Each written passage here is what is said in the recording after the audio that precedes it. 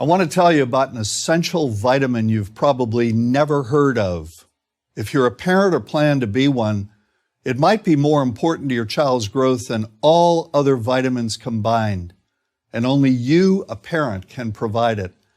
I call it vitamin N, the word no. More and more children, I find, are suffering from vitamin N deficiency, and they, their parents, and our entire culture are paying the price. Let me illustrate my point with a story that's quite typical.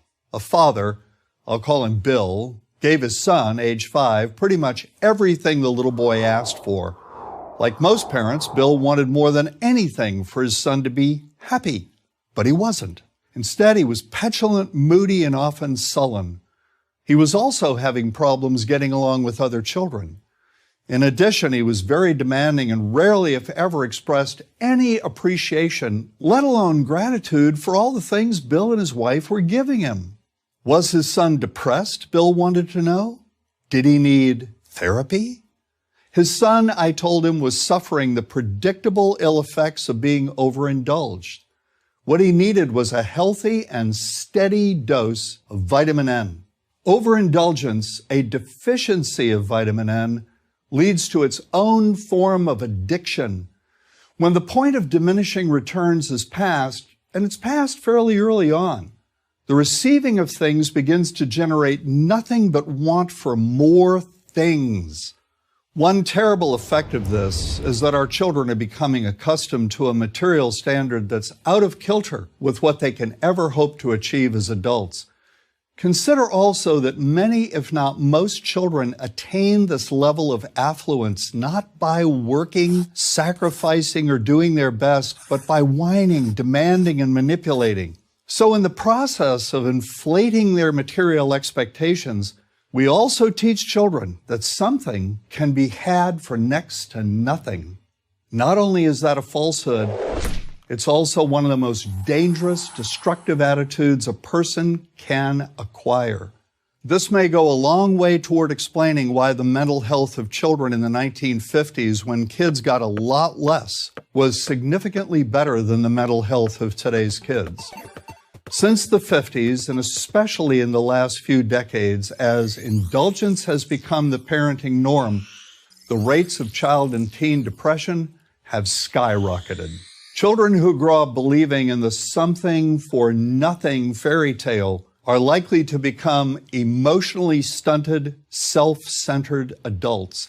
Then, when they themselves become parents, they're likely to overdose their children with material things. The piles of toys, plushies, and gadgets one finds scattered around most households. In that way, overindulgence, a deficiency of vitamin N, becomes an inherited disease, an addiction passed from one generation to the next. This also explains why children who get too much of what they want rarely take proper care of anything they have. Why should they?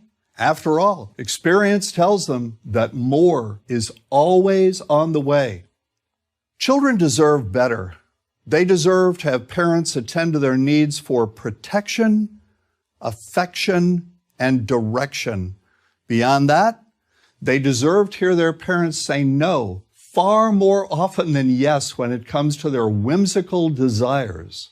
They deserve to learn the value of constructive creative effort as opposed to the value of effort expended whining, lying on the floor, kicking and screaming, or playing one parent against the other.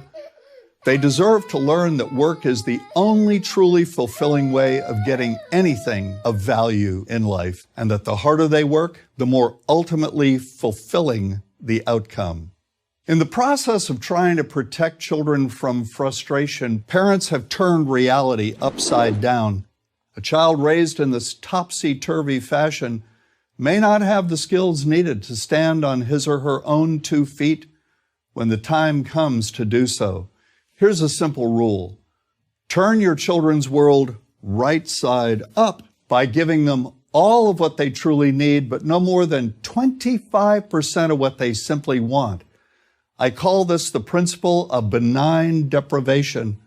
When all is said and done, the most character-building 2-letter word in the English language is no. Vitamin N. Dispense it frequently. You'll be happier in the long run, and so will your child. I'm John Rosemond, author and family psychologist for Prager University. To subscribe to our YouTube channel, click here. To help keep our videos free, donate here.